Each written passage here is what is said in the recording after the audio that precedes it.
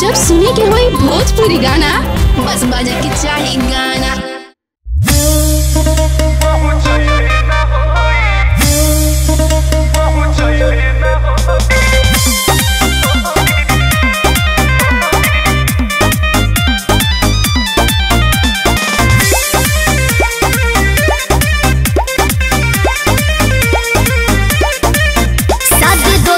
से हम कल हो तू का करब हो, अरे प्यार करब कि तू देखी देखी जरब हो।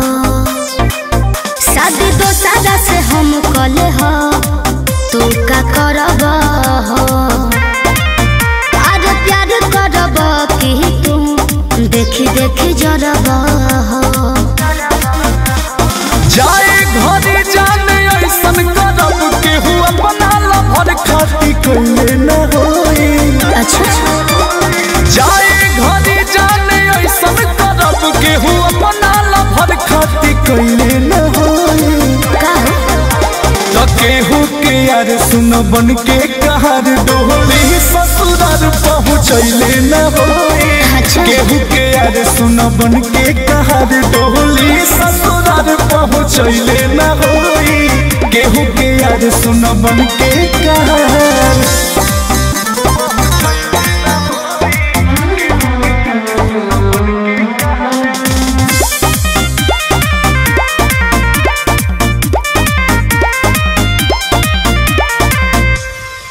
सच बोले लकी झूठ ना यकीन होला हो, जब कि हमारा बिना न तोहर रात दिन होला हो। अपना प्यार में न तुहके बदनाम करब हो, तोहर नाम लेके जियल सुबह शाम करब हो। प्यार के अपना विदाई को के केहू पत्थर करे जा पढ़ले न होई। प्यार के अपना विदाई को के केहू पत्थर करे जा पढ़ले न होई। केहू के यार सुन बन के कहर डोली ससुराल पहुँचैले न होई। केहू के यार सुन बन के कहर डोली ससुराल पहुँचैले न होई। केहू के यार सुन बन के कहर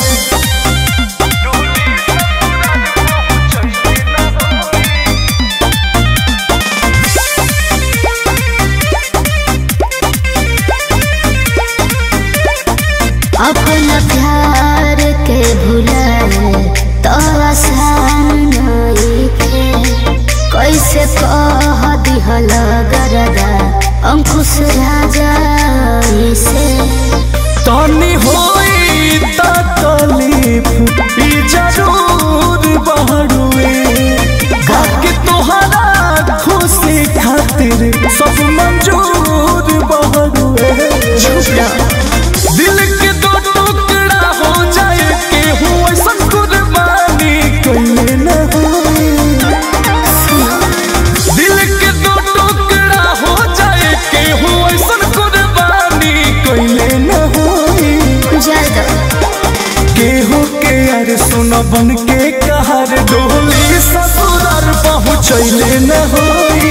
केहू के यार सुन बन के कहर डोली ससुराल पहुँचैले न होई।